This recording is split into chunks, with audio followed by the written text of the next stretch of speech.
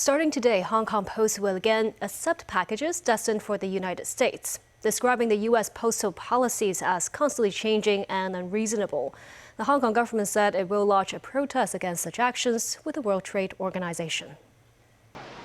Last Wednesday, Hong Kong Post halted its acceptance of U.S.-bound parcels for 6 days.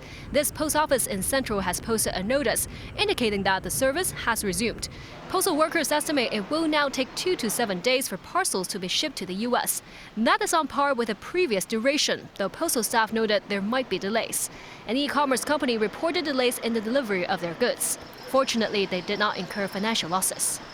Uncertainty is very disruptive, but customers are pretty understanding. Hong Kong Post is generally very responsible about making sure that deliveries get to our customers on time, and we really appreciate it. Meanwhile, other expats said the circumstances are still unclear and have held off plans to send their packages to the U.S. for now.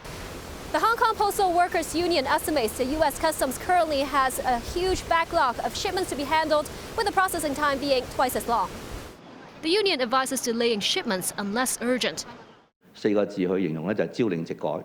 Acting Chief Executive Chan Kwok-Kee described the actions from Washington as erratic and confusing. He says such actions have caused much inconvenience, and Hong Kong will continue protesting at the World Trade Organization over the unreasonable arrangements, which have also disregarded Hong Kong's status as a separate customs territory.